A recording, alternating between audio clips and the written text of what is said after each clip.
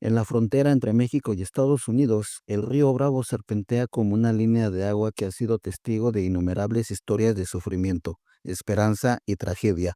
Muchos han intentado cruzarlo en busca de una vida mejor, pero no todos han logrado llegar al otro lado. Entre sus aguas turbias y corrientes traicioneras, se dice que hay un espíritu errante que deambula cada noche, llorando y llamando a sus hijos.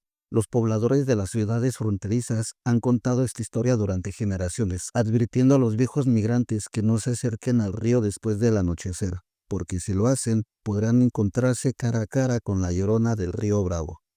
La historia de esta llorona se remonta a principios del siglo XX, cuando el mundo estaba cambiando y muchas familias mexicanas buscaban cruzar la frontera en busca de oportunidades en los Estados Unidos.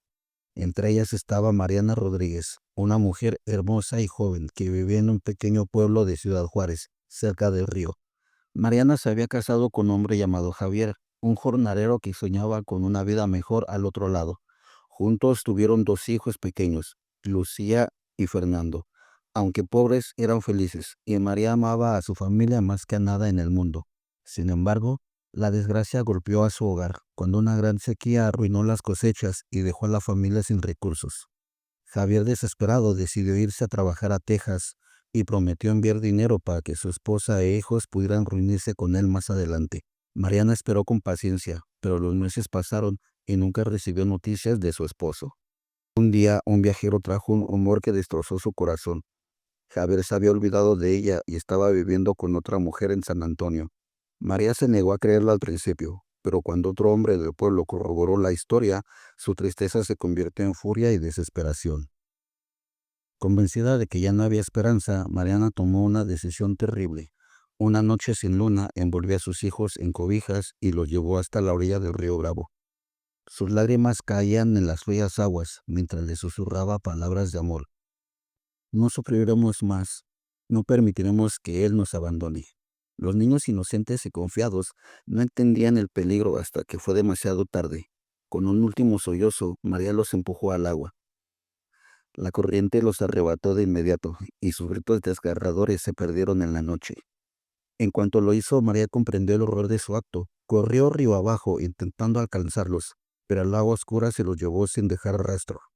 Rota por el dolor, María se arrodilló en la orilla y lanzó un grito aterrador que resonó por todo el valle. Su voz desesperada llamó a sus hijos una y otra vez. ¡Ay, mis hijos! Dios mío, devuélveme a mis hijos. Pero solo el eco le respondió. La culpa la consumió y algunos dicen que se adentró en el agua buscando a sus hijos hasta que desapareció. Otros aseguran que fue encontrada días después, vagando sin rumbo, con el cabello enmarañado y los ojos vacíos, murmurando los nombres de Fernando y Lucía. Dicen que murió poco después sin haber encontrado la paz. Desde entonces, las noches en el río Bravo nunca fueron las mismas. Los primeros en verla fueron los pescadores, que trabajaban de madrugada.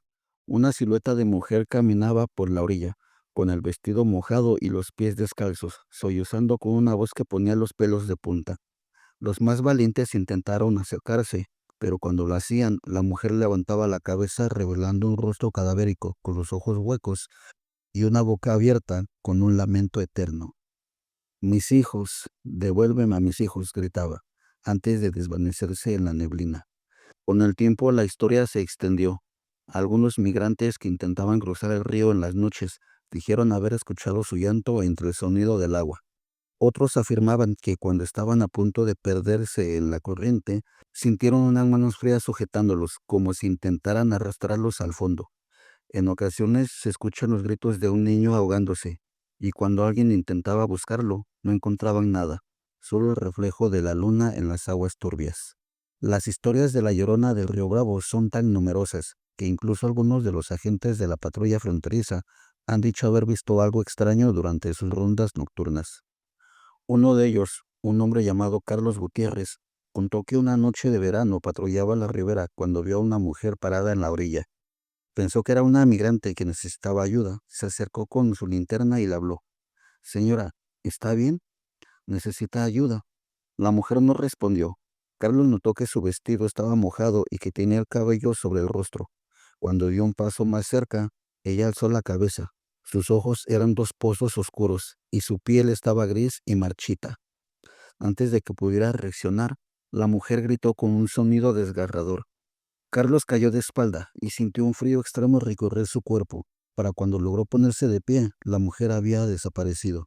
Desde ese día, Carlos nunca volvió a patrullar cerca del río solo. Se dice que la Llorona del Río Bravo nunca encontró descanso.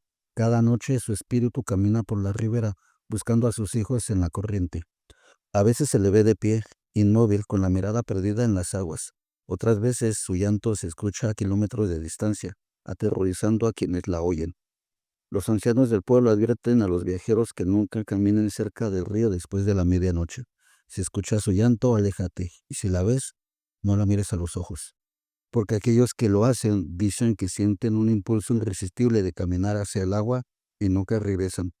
Así, entre la neblina del amanecer y el murmullo del río, la Llorona del Río Bravo sigue llorando por sus hijos, atrapada en un castigo eterno, condenada a vagar por la frontera entre los vivos y los muertos.